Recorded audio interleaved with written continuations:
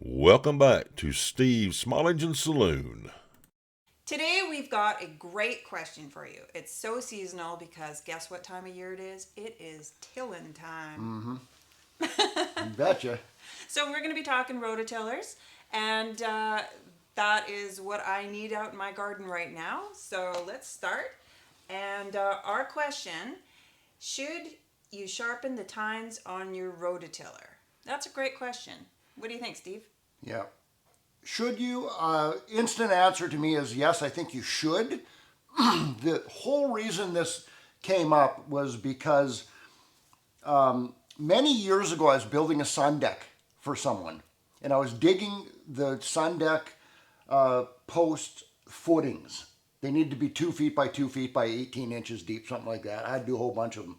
So I was out there digging those holes with the old manual unit here, and I was chopping through hard soil, and also it was just full of roots. The roots were about the size of a pencil, something like that, and I was just pounding on the shovel with my feet trying to get these dug. The owner comes out the door and he looks at me and he says, "Steve, why don't you sharpen that thing?" And I burst out laughing and I said, "Sharpen a shovel? Like, give me a break. What's that going to do?" And he says, "Come with me, son." We went over to his garage. He pulls his angle grinder out.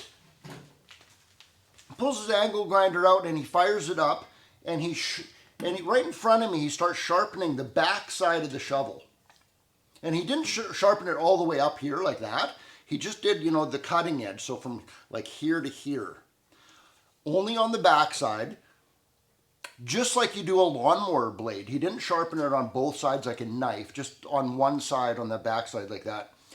And he said, "Okay, now give it a try." And he walks out there with me, and I stepped on that thing.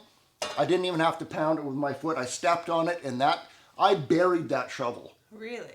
It sliced through the roots like they weren't even there. Sliced through the soil, and I would just I looked at him and I just was like, I was shocked. And he looked at me and he went, "You're welcome." And he friggin' walked back in the house. And from that day on, man, sharpen your shovel. That got me thinking about the rototillers though. It's the same concept on a rototiller right there. The tines do the same thing as a shovel.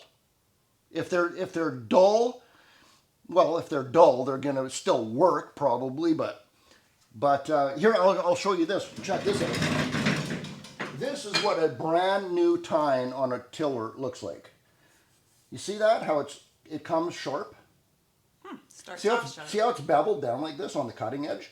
So that edge right there is way sharper than that edge. So they come like that brand new.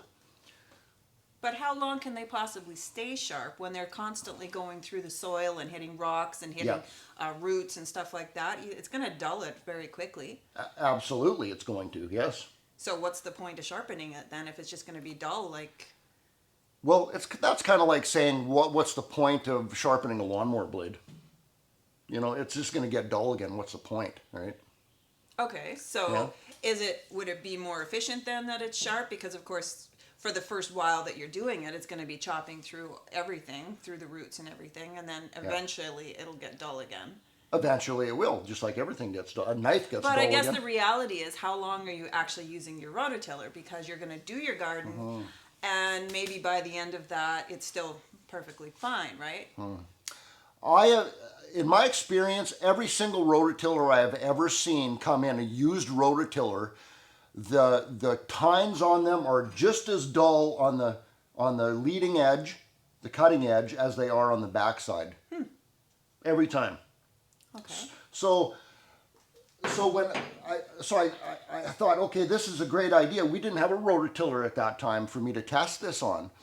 So I started asking landscapers when I was, worked at Walker Saw Shop. I was asking landscapers, saying, "Do you sharpen your rototiller tines?" And what do they say? The majority of them burst out laughing and said, well, that's stupid. Why would I do that? It's not going to work any better. And I'm like, have you tried it? No, I'm not trying that. And I'm like, so you don't know. Right? And then I did find one landscaper. I asked him and he said, absolutely, I do that. Of course you got to sharpen your rototiller tines because it's just going to work better. So does that make it easier on the engine, like that it's not having to work as hard? That's a great question. I think, yes, I think that it will be easier on the engine, but maybe not so much on the engine as the transmission. The gear case itself, those tines are slicing through those roots and it's not working as hard. Thus, Right. your transmission and your motor, your engine, are not working as hard. Yeah. I think that is absolutely a great question. I think so. Yeah, it's gonna. So it'll make the engine last a little bit longer. And the transmission. And you're increasing the performance of what you're doing.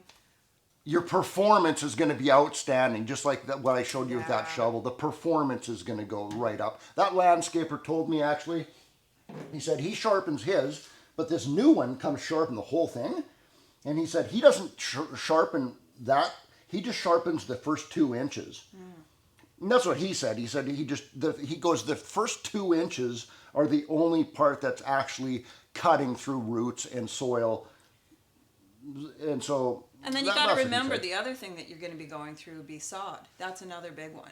That is a huge one. Some And people that- renovate their lawn. Yeah, and that's what I'm thinking. With the sharp tines, going through sod might be so much easier because that's not usually that much with the rocks and the roots necessarily. It's just trying to get through that grass. You betcha. Which is tough, which, by the way, we have some lawn out there that I would like to remove and create a garden.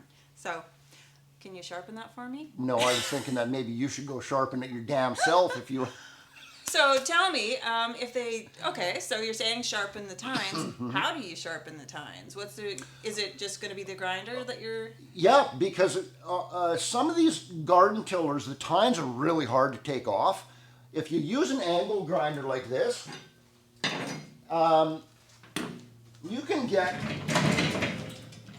you can get right in there without taking the tines off. They're probably going to be seized, and you don't want the inconvenience taking them off. You can get your angle grinder in there on all of where you need to sharpen. Especially because you don't need to sharpen them from both sides. If you have to sharpen you can only get it in there on one side, not the other side. It's okay to sharpen it like a lawnmower blade, just on one side only. Yeah, Yeah. that makes sense. If you can get them off, well, man, I would still... If you're going to do that, you're going to be doing some extra maintenance on it anyways. Yeah. Lubing this, doing that. Yeah. But good to know that you don't have to. Mm-hmm. So, awesome. That's fascinating. So who's rototilling first? I'll tell you what, I'll sharpen them if you do the tilling. All right. Deal. I'm the gardener. He's not. Yeah. So, fair enough. Okay. Awesome. Anything more to add to that?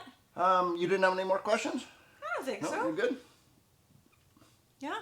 That's awesome. Yeah, there are some people out there that actually I've heard say you don't need to sharpen your tiller tines. You don't need to. Well, of course you don't need to. You don't need to sharpen your lawnmower blade either. It can be as dull gets. It's still going to smash the grass off and work, but it just works better. Yes. That's the key. It works better if you do sharpen And it. the easier it is, on the person using, especially the rototiller. That is an awesome point. I love that because especially these front tine tillers, it's going through the soil, especially like you said, you're doing it through a lawn, renovating your lawn or something like that. That's going to beat the heck out of you. Oh, yeah. If you have a Just that, rear tine tiller, it kind of doesn't work for you anyway, but these front tine garden tillers, if it's sharp, it's going to be easier on the operator also. Yeah. Some of you out there who actually, you know what I'm talking about.